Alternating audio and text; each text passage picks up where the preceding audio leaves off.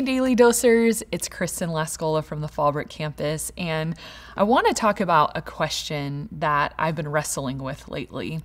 And would you rather have spirituality or truth? And what is the difference between the two? Because spirituality and truth are not the same thing, not even close. Yet our culture tells us that we're okay as long as we're spiritual. And that's the truth that I want to talk about today that is actually not in the Bible, that spirituality really amounts to a whole lot of nothing in this life and in the life to come. And this is nothing new. This isn't like our culture or our day and age. People are getting spiritually confused. Listen to the words in the book of Isaiah. It's Isaiah, we're going to pick it up in chapter 30, verse 9. What the nation of Judah, how they're described and what they say to the prophet Isaiah. It says, "For these are rebellious people, deceitful children, children unwilling to listen to the Lord's instructions. They say to the seers, 'See no more visions,' and to the prophets, 'Give us no more visions of what is right. Tell us pleasant things. Prophesy illusions. Leave this way, get off this path, and stop confronting us with the Holy One of Israel.'" The first time I read that, it was a little jaw-dropping. But then I was thinking, the human condition has not changed. In 3,000 years, the human heart has not changed, because the people in Isaiah's day really just were like, "Isaiah, I just want you to tell me it's okay. I'm okay. We're all fine. It's all fine."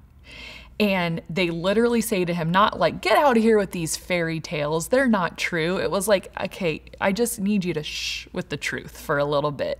And maybe the way that we feel on this like information overload sometimes, and we're just fatigued on it, it's just like la, la, la. Like we just want to put our fingers in our ears and just say, "I don't want to hear truth anymore," because the difference between spirituality and truth is that spirituality feeds a need that we have innately to feel like we're part of something bigger than ourselves and bigger than our lives.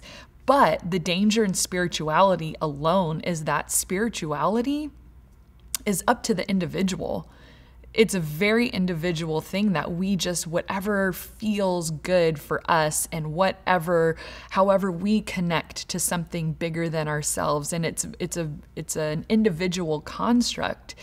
And religiosity can sometimes pacify that spirituality, just making us feel like, yeah, we're okay. But Jesus didn't come to pacify our spirituality.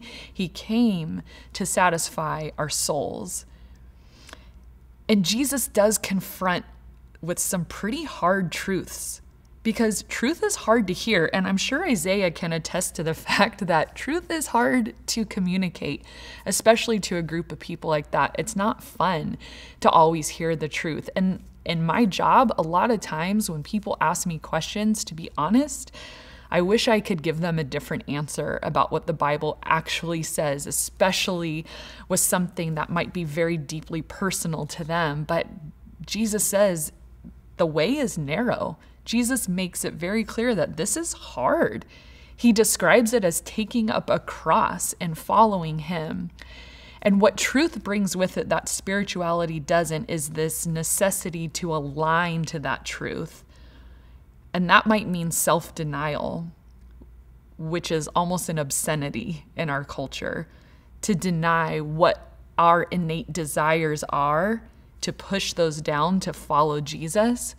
We would much rather go with spirituality, because spirituality gives us more permission and more flexibility to just add in some Jesus or add in some spiritual sense into our life without really having to align to something bigger.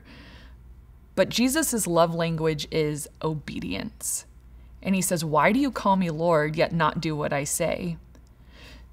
Who we obey tells the world a lot about who we belong to.